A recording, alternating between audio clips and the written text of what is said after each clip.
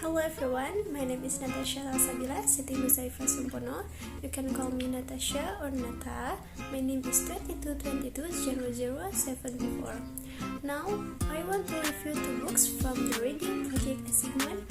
My lecturer is Mrs. Sri. Follow me this series.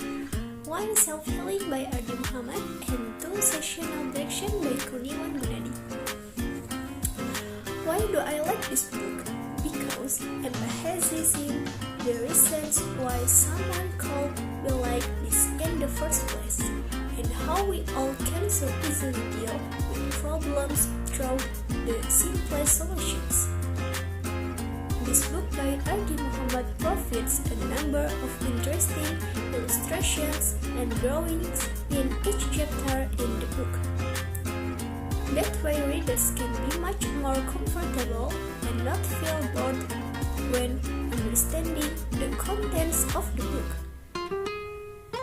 What's So Wrong with Your Self-Healing is a motivational book that tells of many self-problems that are often found in humans today. Based on Arah Musim's book, there are several important points that can be underlined. 1. Disappointment against parents. Each of us may have had disappointment, sadness, also a feeling of failure at something. It could be that it all arises because of disappointment in oneself or against parents. Some people also have deep hurt wounds when they are young, but they don't feel so much when they are adults. So the impact might be felt when they become parents. We may be able to realize some of the things we regret and fix when we are adults, but some we can only regret when we become parents and have children. This is where we realize that being a parent is not an easy matter, especially if you are already in the stage of raising and education children. Indirectly realizing it or not, we will very likely make the same mistakes as our parents before, even though we once wanted to be better parents than our parents before.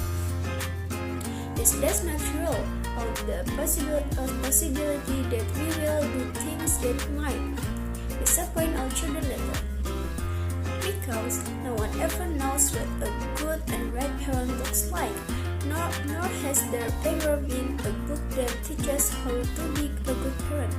Therefore, one thing we need to understand is that we understand that regardless of what our parents did wrong, they have tried to be good parents even though it still leaves scars.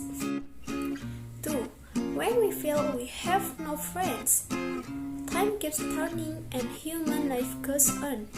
Some kept walking forward without looking around. Some stopped by and then passed. Some continued to walk together until the end.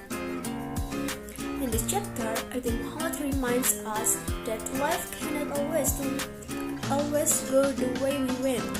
Therefore, as you get older, the circle of friends will get smaller. From the initial tense, maybe there will only be one or two left.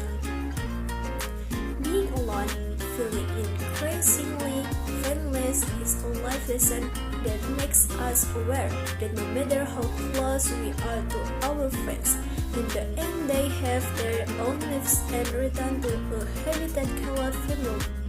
Just like you, they are also themselves, or at least feel the same way. 3. Consider too sensitive. The traits that everyone has, also how the person behaves and responds to their surroundings, are the result of what that person has been through in their lifetime.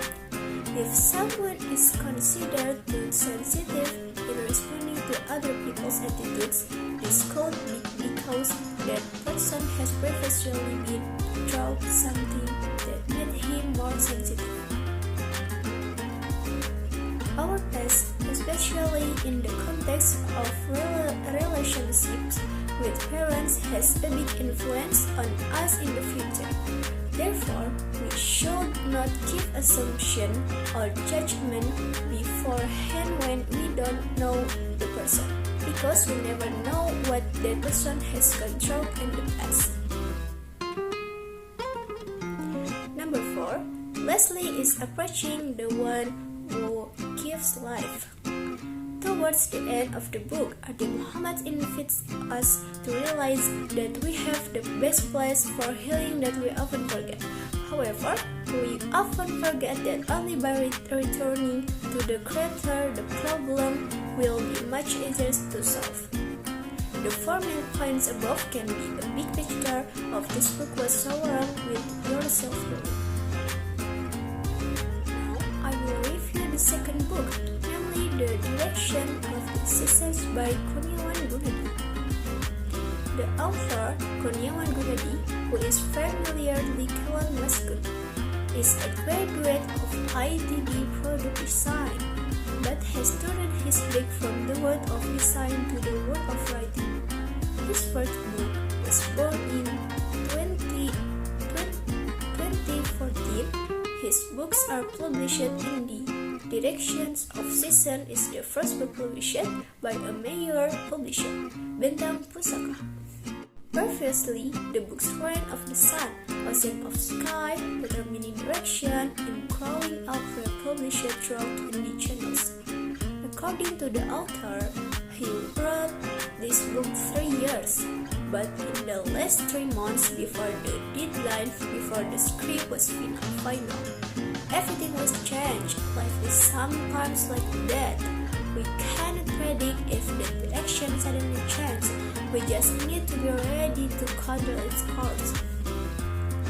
I really like the cover design for the Direction of the Season. It's simple but understandable. One very beautiful